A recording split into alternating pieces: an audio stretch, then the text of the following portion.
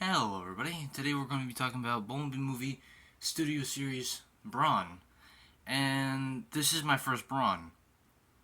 So there is like a legacy one for the 86 line, which they, continued and such. And I decided to pick up Brawn because I saw some good videos on it, and one of the most ones that caught my eye was the Lazy Eyebrow. He does like stop motion and everything. And yeah, he mostly does stop motion reviews on Transformers, and one of them that caught my eye was Brawn here. Now, before we get into Brawn, I do have to say that I am sorry I did not upload a video last week because I was too busy with school. And me being me, I forgot to update you all on my community page. And if y'all did not check my community page, I did post. I released a Discord server. So if y'all want to come chat with me, talk about things like, oh look, Brawn, he's new, and oh look, Bombshell, he's new. Well, not really new, but yeah. Oh look, we have Grimlock. Oh no, he's new too. But yeah, like we can just talk there and other such. But anyways, moving that aside, and y'all can probably skip to this part. I'll probably put it up in a box somewhere, saying like, oh yeah, skip to this timeline. Anyways, so Brawn here. We have Brawn. He's from the Bumblebee movie, and he took part in like what, a minute and 13 seconds in the movie. Like right after, like, oh yeah, it's made by this, made by this. But yes, let's get into Brawn, and we're going to talk about his accessories first. Now for Brawn's accessories, he comes with two, and they're already on him. So first he comes with this kind of like drill piece.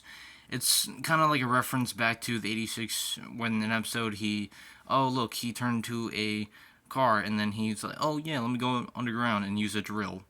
So that's what this accessory is kind of resembling in a way that might be a sense to that episode from the original show, the original Transformers. And he also comes with this blaster.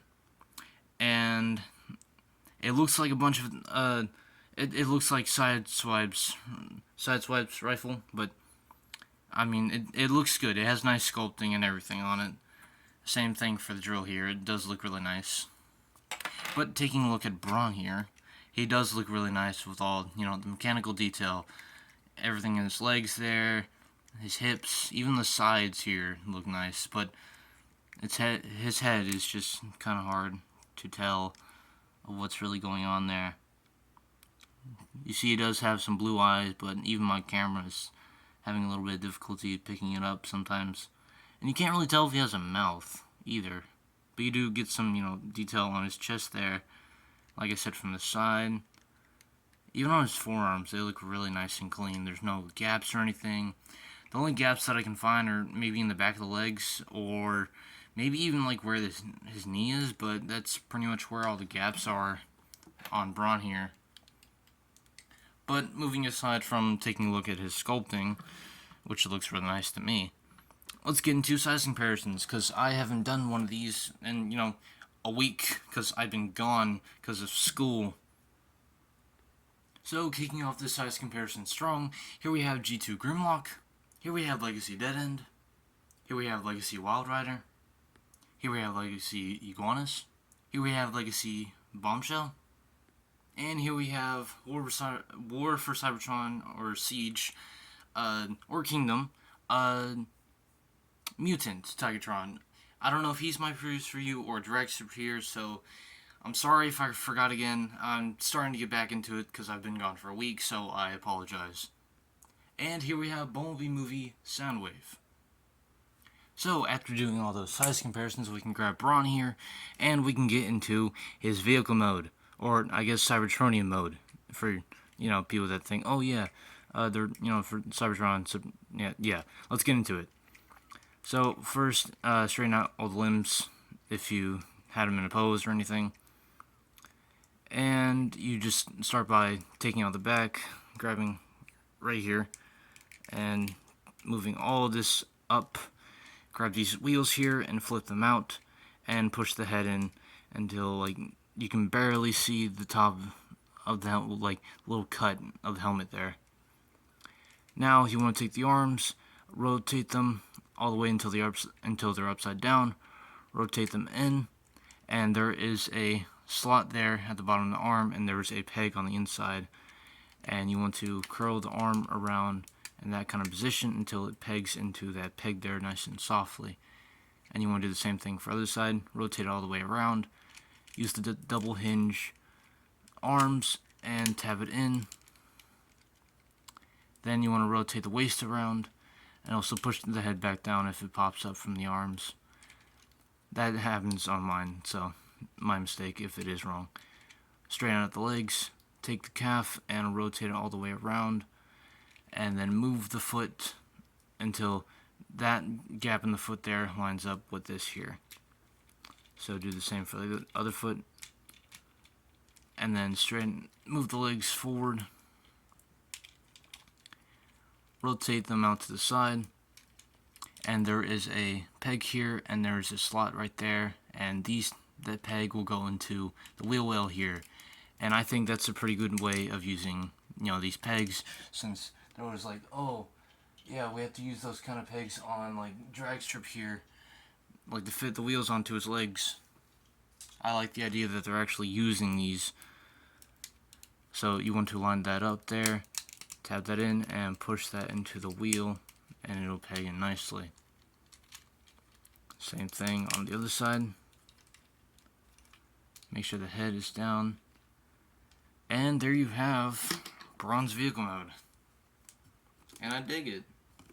It's like a little, kind of supply truck, or maybe some kind of like mineral, some kind of decomposer or something like that, if that makes sense.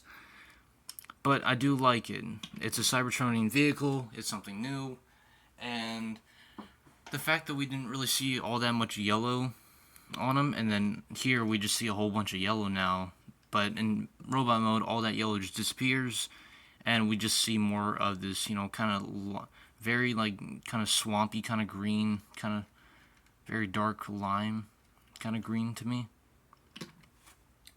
And you can compatible. It is compatible with one of the accessories or both.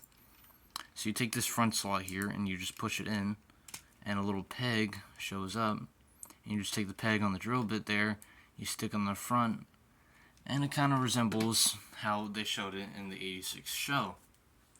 And the gun can also be placed on here as well. There's a peg at the bottom of the gun, and you can tab it into that little peg there.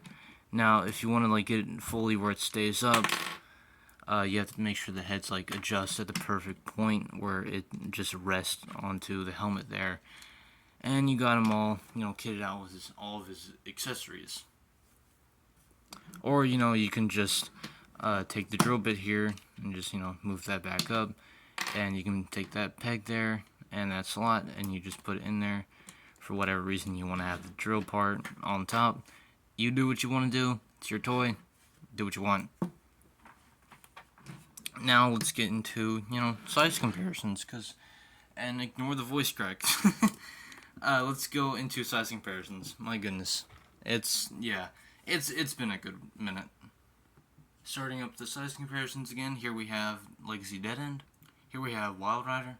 Here we have G2 Grimlock. Here we have Bombshell. Here we have Legacy Iguanas. And yes, this man just kept on falling over because I had to put him up against Brawn. Here we have Dragstrip. And here we have Mutant Tigatron. And y'all thought I thought about posability. Nah, I did not. So for posability for Brawn here, he does have a swivel at the head, and there is a slide up and down, but that's due to the panel that the head is attached to. The arms can do a full 360, they can go in and out. He has double jointed knees, he's got wrist rotation, he has a butterfly joint. It may be little, but it can be useful. He has a waist swivel, his legs can go back that far and forward that far. His legs can go out that far due to the wheels. He does have a knee bend that's over 90 degrees, and he has ankle pivot, and his toe can move up and down. And y'all just really thought I forgot about posability. No, not here. We do not forget that. Yet I do forget my previous reviews, so, oh dear. So that was my review for Brawn here. He's really good, and his posing's good, his transformation's good, and his vehicle mode is good. I just like this figure a whole lot, and especially for him being a Voyager, it's definitely worth the price point of him only being $25, which is currently a good steal for me. But I did pick this guy up from, I believe, Walmart or Big Bad Toy Store. But that's for me. This has been Soundwave Reviews. Peace out.